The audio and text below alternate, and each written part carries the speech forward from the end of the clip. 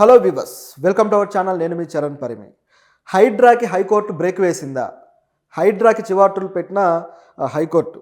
So Ranganath గారు ఇప్పుడు భయపడుతున్నారా high court విషయంలో అని చెప్పేసి కొన్ని వార్తలు అయితే సోషల్ మీడియాలో కనిపిస్తున్నాయి.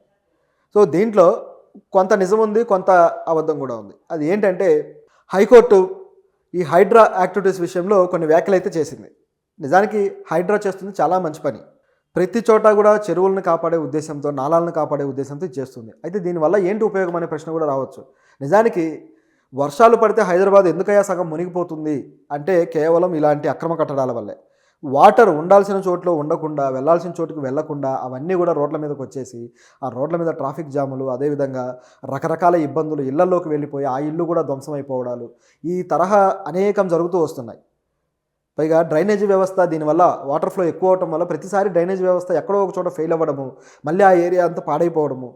సో మళ్ళీ దాన్ని రిపీట్గా ఏదైనా వర్క్ చేయాలంటే రినోవేట్ చేయడానికి కూడా సరైన పరిస్థితులు అనుకూలించామన్నమాట.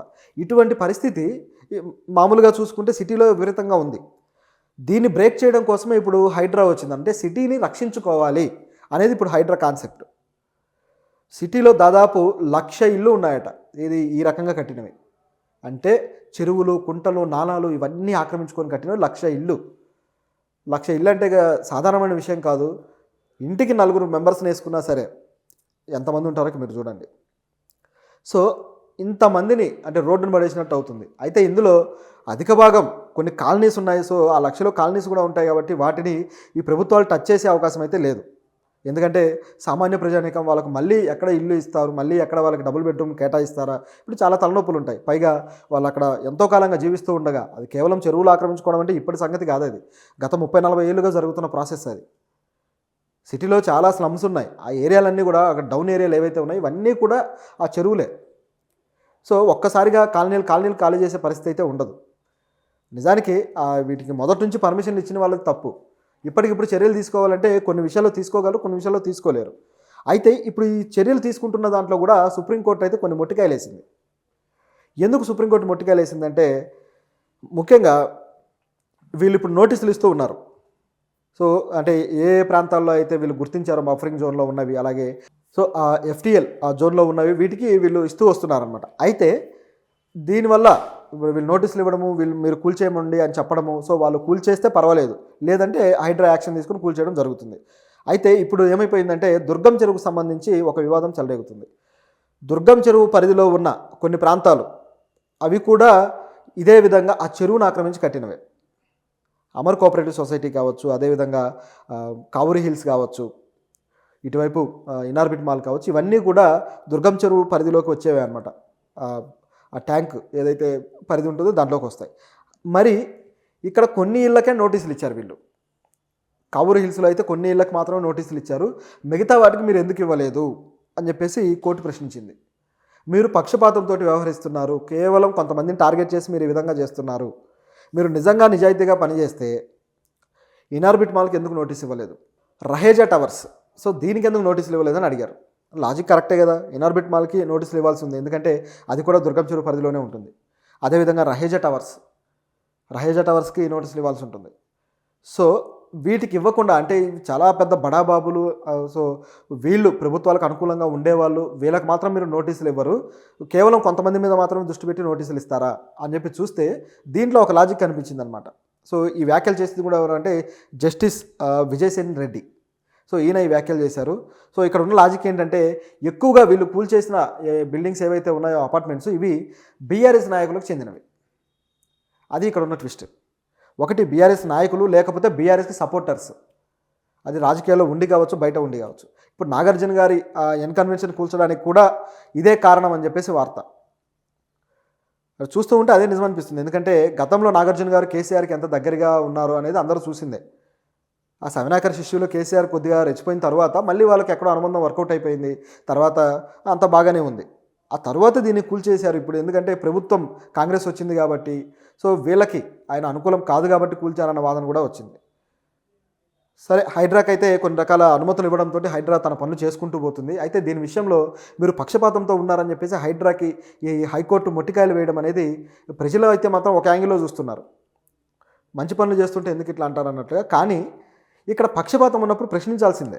అది హైడ్రా అయితే ఏంటి, సీఎం అయితే ఏంటి, మరొకరైతే ఏంటి, పక్షపాతం చూపించినప్పుడు ప్రశ్నించాల్సిందే. మీరు నిజాయితీగా అందరికీ సంబంధించిన న్యాయం చేయండి.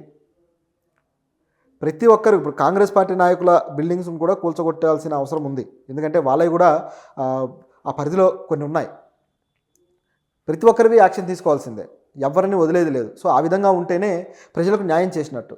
లేకపోతే ఇది కూడా ఒక హడావుడి ప్రోగ్రాం అయిపోద్ది అనమాట. కేవలం తమ ప్రత్యర్థుల మీద కక్షలు తీర్చుకోవడానికి. ఇప్పుడు ఏపీలో ఎలాగైతే జగన్ చంద్రబాబు గారి ఆ భవనాన్ని కూల్చేశారో అదే పద్ధతిలో ఇక్కడ జరిగినట్టు అవుద్ది. అలా కాకుండా ప్రజలకు పక్షపాతం లేకుండా చేయడం అనేది ఇక్కడ ఇంపార్టెంట్. దీంతోపాటు కోర్టు మరిన్ని కూడా ప్రశ్నలు సంధించింది. అదేంటంటే 10-15 సంవత్సరాల క్రితం 10 లేదా 20 సంవత్సరాల క్రితం కట్టిన బిల్డింగ్స్ని మీరు ఎందుకు ఇప్పుడు టచ్ చేస్తున్నారు, ఇప్పుడు వాటికి ఇప్పుడు ఎందుకు నోటీసులు ఇస్తున్నారు అని చెప్పేసి కోర్టు అడిగింది. అయితే ఈ క్వశ్చన్ కొద్దిగా లాజికల్గా అనిపించట్లా. ఎందుకంటే 10 ఏళ్ల క్రితం కట్టారా లేకపోతే 20-30 ఏళ్ల క్రితం కట్టారా అనేది పాయింట్ కాదు అక్కడ. 10 ఏళ్ల క్రితం అంటే ఆ బిల్డింగ్స్ కట్టకముందు అక్కడ ఏముంది, 20 ఏళ్ల క్రితం కట్టారు కదా, అక్కడ అంతకుముందు ఏముంది, ఏ చెరువును పూడ్చితే అది కట్టగలిగారు, అది కదా ఇక్కడ ప్రశ్న. 10 ఏళ్ళుగా మరి గత 10-15 ఏళ్ళుగా ఎందుకు మీరు దీన్ని టచ్ చేయలేదంటే అప్పుడున్న ప్రభుత్వాలు ఇలాంటి సామాజిక బాధ్యత కలిగిన చర్యలు తీసుకోలేదు. నిజానికి అప్పుడు ప్రభుత్వాలది తప్పు. ఇక ముఖ్యంగా బీఆర్ఎస్ తీసుకుంటే చాలామంది నాయకులు వాళ్ళవే ఉన్నాయి, వాళ్ళ సపోర్టర్స్వే ఉన్నాయి. సో అప్పుడు పర్మిషన్లు ఇచ్చింది ఎవరు, అప్పుడున్న గవర్నమెంట్ ఏంటి? సో వాళ్ళే పర్మిషన్లు ఇచ్చి ఆ గవర్నమెంటే వచ్చి వాళ్ళ మీద యాక్షన్ తీసుకోరు కదా. నిజానికి వాళ్ళకి ఈ విధమైన న్యాయం చేశారనమాట. ఆ చెరువులలో కుంటల్లో న్యాయం చేసేశారు ఒక రకంగా చెప్పాలంటే. సో ఇప్పుడు వీళ్ళు యాక్షన్ తీసుకుంటే దీన్ని క్వశ్చన్ చేస్తారంటే ఎలాగా? గతంలో అవినీతి జరిగింది కాబట్టి ఇప్పుడు మీరు దీన్ని చూసి చూడనట్టు వదిలేయండి అన్నట్లుగా ఉంది. సో ఈ వ్యాఖ్య అనేది సరైంది కాదు. నిజానికి అంటే కోర్టుకు సంబంధించి కోర్టు ప్రశ్నించడం ఏంటంటే ఇంతకాలం నిద్రపోయారా అనేది కోర్టు ఉద్దేశం కావచ్చు.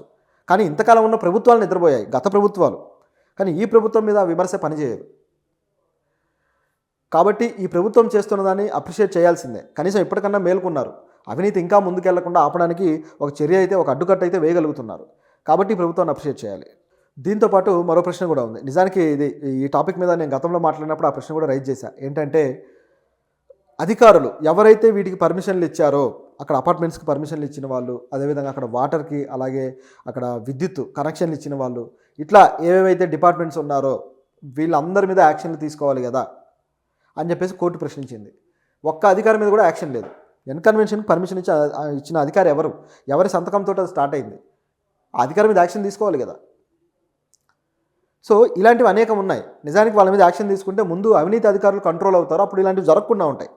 వాళ్ళు పర్మిషన్ ఇవ్వకుండా ఉంటే వీళ్ళు కట్టడానికి ఛాన్స్ లేదు, వీళ్ళు కట్టలేరు. ఎందుకంటే పర్మిషన్ లేకుండా చేస్తే అది చాలా త్వరగా కేసు అయ్యి ఇంకా క్రిమినల్ కేసుగా అది పెద్ద పరిణమిస్తుంది.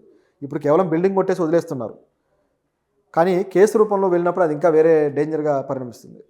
సో యాక్షన్ అయితే తీసుకోవాలి. మరి ఈ అధికారుల మీద వీళ్ళు ఎఫ్ఐఆర్ నమోదులు చేస్తారా లేదా అని చూడాలి.